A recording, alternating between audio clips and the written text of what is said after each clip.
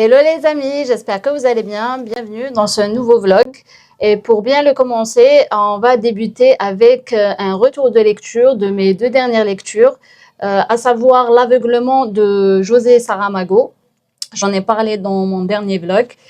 Cette lecture fera sans aucun doute partie de mes meilleures lectures de l'année.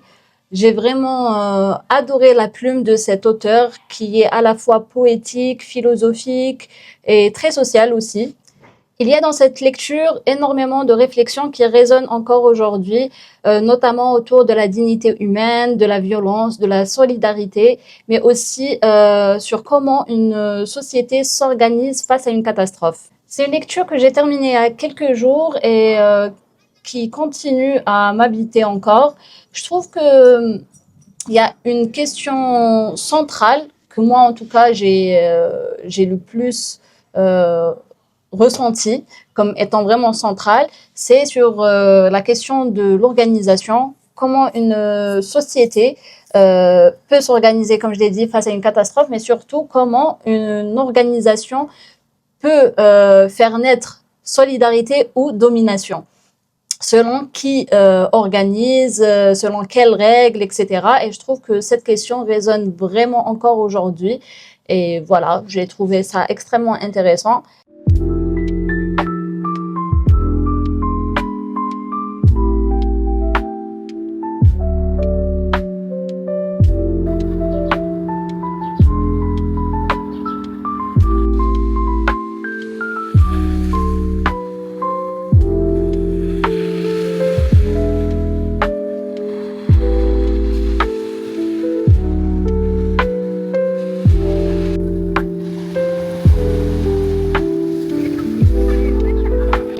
Beda, tu veux un biscuit? Merci.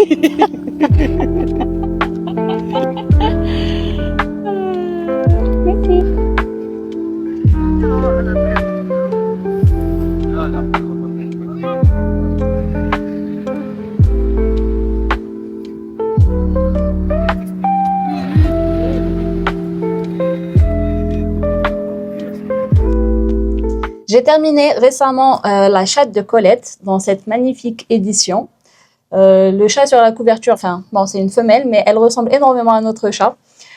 J'ai vraiment bien apprécié cette lecture, bien moins marquante que L'aveuglement de Saramago. J'ai bien aimé retrouver la plume de Colette que j'avais lue avec Chéri.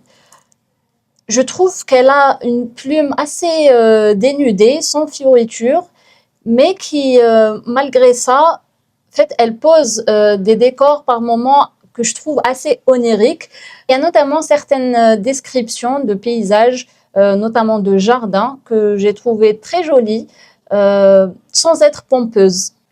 Et puis c'est un roman qui se lit assez rapidement, d'abord parce qu'il est très court, c'est écrit aussi assez gros, donc ça se lit très vite, mais aussi parce qu'on a envie quand même de savoir comment cette histoire va se terminer. En fait, on va suivre un jeune couple qui va se marier et le mari a un chat de compagnie, une femelle qui s'appelle Sarah, à laquelle il est extrêmement attaché.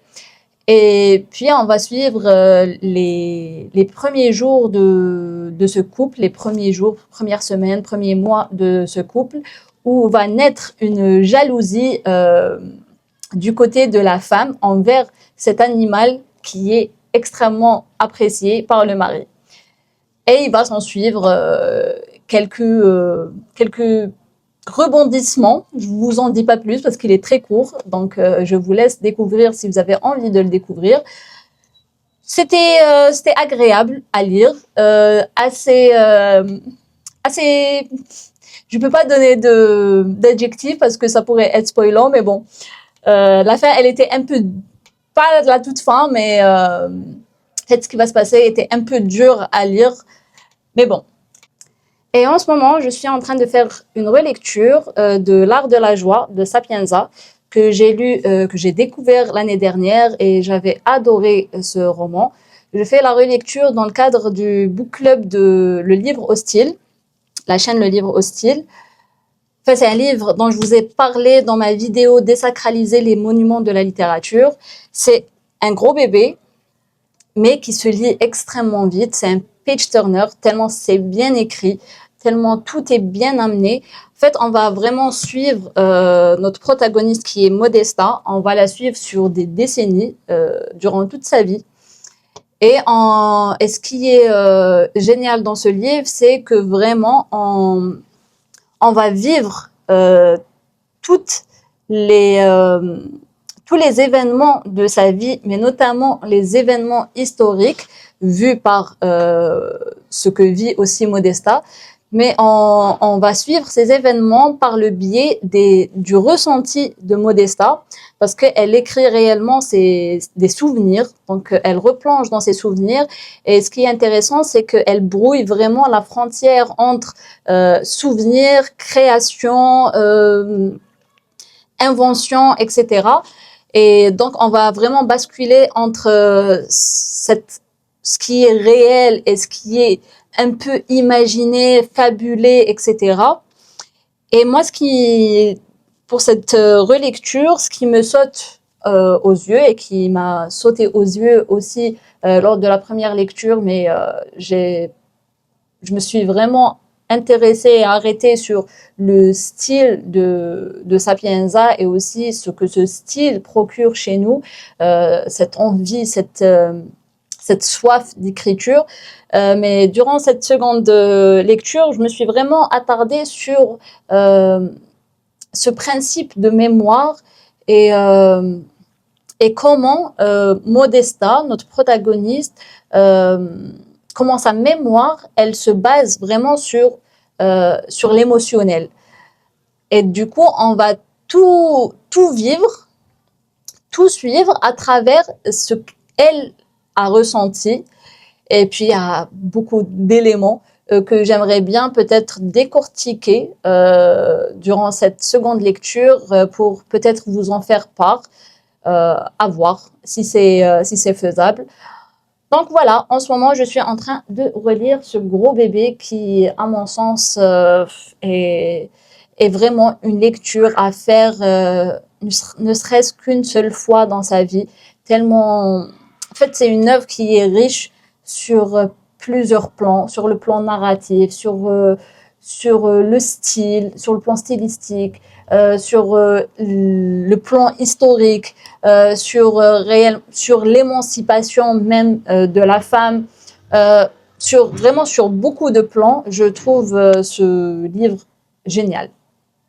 Voilà. Et comme d'habitude, je vous embarque avec moi. Au programme, je vais cuisiner que de nouveaux plats, de nouvelles saveurs. Ça va être des tests, notamment un rogaille saucisse, qui je crois est un plat traditionnel de la Réunion. Je vais vous montrer ça vite fait, mais en gros c'est un ragoût de saucisses et de légumes, sauce rouge, qui accompagne du riz blanc.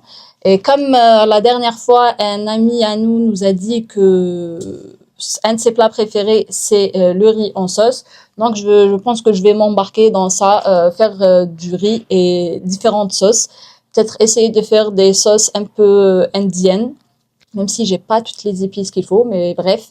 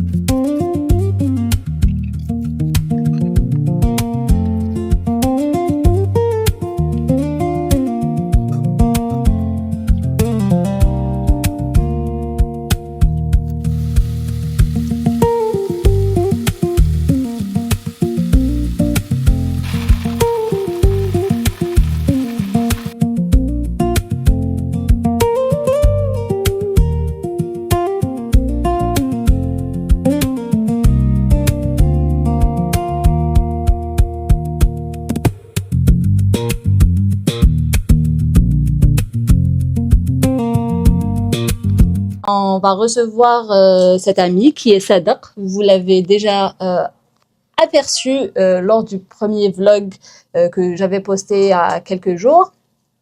Et une autre amie qui est Sabrina, donc on va les recevoir pour se faire un film. Et en fait, ce qu'on fait, on l'a fait déjà vendredi dernier, on va le faire ce soir aussi, c'est que chacun de nous choisit un film et après on tire au sort le film qu'on doit regarder. Donc c'est ce qu'on va faire et puis on va manger. Donc je vous embarque avec moi et à toutes.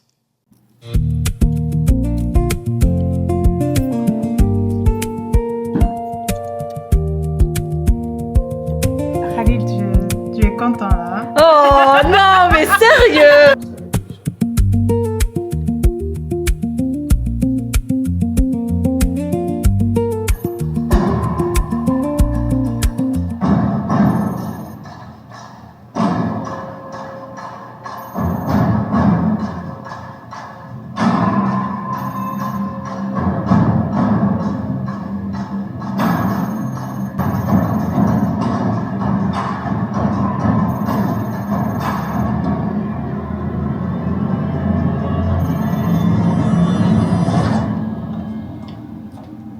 Voir que lui accorder le boulot تاعو, c'était un quelqu'un parce qu'il bossait à la CIA, même si je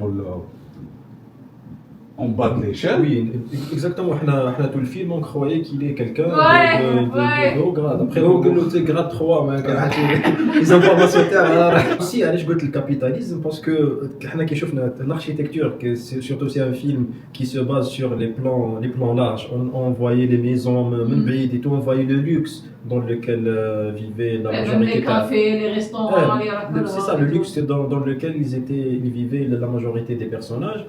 Et il y avait une transition avec les deux architectures qui خرجوا من l'ambassade à la Russie, que ce soit à l'intérieur ou à l'extérieur, et surtout à l'extérieur avec l'architecture brutaliste, il y a que le béton, il y a pas vraiment un truc, genre, c'est ça, ils ont montré que le contraste et aussi la scène d'ouverture et la scène par laquelle on clôture le film, c'est la carte qui fait c'est un truc quand même, on parle aussi de pas uniquement de la géopolitique, mais tout ce qui concerne l'Amérique et l'influence le régime américain à le monde. Non, mais même pas, genre la séquence finale, c'est les frères Cohen qui discutent entre eux. La séquence finale, quel bordel, qu'est-ce qu'on tire comme leçon de tout ça? Je sais pas. Faudrait arrêter. Et c'est ça, c'est l'absurde, justement. Je goûte continuité No Country for Old Men. No Country for Old Men, c'était beaucoup plus proche de nihilisme. Genre, il y a presque rien, tout tombe de nulle part. Il n'y a pas vraiment un enchaînement qui est un fil logique. Mais non, c'est l'absurde. Genre, il y a des trucs, il y a des pièces qui étaient mises d'une manière, on va dire, pas tout à fait hasardeux. Mais c'était qui créait une sorte de réaction en chaîne, tac, tac, tac, tac, jusqu'à ce qu'on arrive vers la fin. Moi, je pourrais même, genre, cinématographiquement, prendre ça comme une critique le cinéma de Guy Ritchie. Moi, le seul rapport que je fais avec Guy Ritchie, c'est vraiment avec Brad Pitt. Il avait l'attitude qu'il avait dans Snatch. Même comment le lien qui apparaît au fur et à mesure entre les différents personnages. Ouais. À la fin, qu'est-ce que c'est que ce bordel? Mais c'est ça, c'est qu'il y a vraiment pas concrètement d'organisation. C'est vraiment, c'est le hasard qui fait. Et même le fait que quand ils récupèrent le CD, eux ils croient qu'ils sont tombés sur vraiment des secrets incroyables et tout. Et on se rend compte que voilà, ce qui est pour le commun des mortels, quelque chose, c'est une bombe atomique, finalement c'est rien tellement, il y a vraiment beaucoup de secrets qui vont beaucoup plus loin. Et c'est même une critique, je trouve, par rapport à le scandale Wikileaks. la fuite des informations. Exactement. Ça, Là, on c'est- voit les conséquences de la paranoïa de tout le monde. Mais هذا صرا قبل هذا صرا. قبل العفسه تاع Ben, ils étaient au C'est- courant déjà. Mais moi, genre vraiment, le Oui, c'est vrai, la développement technologie. technologique ouais, apporte de la paranoïa. Et même c'était Georges Clooney qui disait que, ouais, tu sais, à un moment donné, tout le monde va savoir où tu te trouves et tout. قال جايتشي انا شفت ميم ذا ديبارتد في الفيلم Moi aussi, ouais, la scène de l'ascenseur. ذا ديبارتد هكاك تاع truc absurde. Quand même, c'est un film qui est beaucoup porté, je trouve, par le sang. Il joue beaucoup sur Justement, une musique d'espionnage, de suspense. Oui, de- mais j'allais critiquer ça. Après, je ne sais pas, est-ce que c'est vraiment, ils l'ont utilisé pour critiquer ce genre de films, les films qui utilisent beaucoup la musique ou le suspense fort, ou là, c'est parce qu'ils n'ont pas utilisé la musique quand tu fais le demain, donc ils voulaient, parce qu'il y avait des scènes où vraiment avec la musique. avec le suspense. Exactement, ouais. Vraiment le côté burlesque des codes cinématographiques des films d'espionnage et tout ça. C'est pour Ouais. apporter le côté plus. en même temps, parce qu'à cette époque-là, genre entre 2000 et 2008, il y a eu c'est tellement de films qui James sont sortis. Bond, machin, Les c'est- James Bond, les Mission. Bourne. Burn, Il s'appelle comment déjà le personnage principal? Jason Bourne. Jason Jason Bourne. Bourne, ouais. Et même par rapport aux films qui tentaient à chaque fois, genre, de faire des personnages qui sont Mission détachés, Impossible. créer le lien Benatho. Mission Impossible, وقتها كان Mission Impossible في l'apogée تاعو. C'est vrai. En fait, c'est vraiment une critique de ce type de film. C'est ça la force, genre, même fait le montage, le lien entre les personnages, c'était vraiment discret. Je vois le montage, la dialectique تاعو. Et imagine, tu as une information qu'on avait. Le début, tu as le film, une chauffeur rire la fin, tu as le film. Niveau de détail de mise en scène, quand il retrouve le CD, Mm. et après on est dans les bureaux, tu as l'avocat de la femme. Ah. Et on voit que c'est la secrétaire C'est- qui a le sac, le truc. Et comme ça, on comprend. Ils le disent pas. À aucun moment, ils disent comment s'est retrouvé le CD. Mais voilà. On comprend. C'est- Genre, et même, cool. même pas un plan, tu as 3 secondes, tu vois. Même Exactement. pas un plan, tu as 3 secondes, appel téléphonique, tac tac, chant contre chant, avec mais le montage, c'est. Le montage, c'est rahib le film. Donc finalement, si je résume, vous avez aimé le film. On a aimé le film. Il est très stimulant, genre, quand j'ai pas le rabat, c'est pas Ouais, ouais.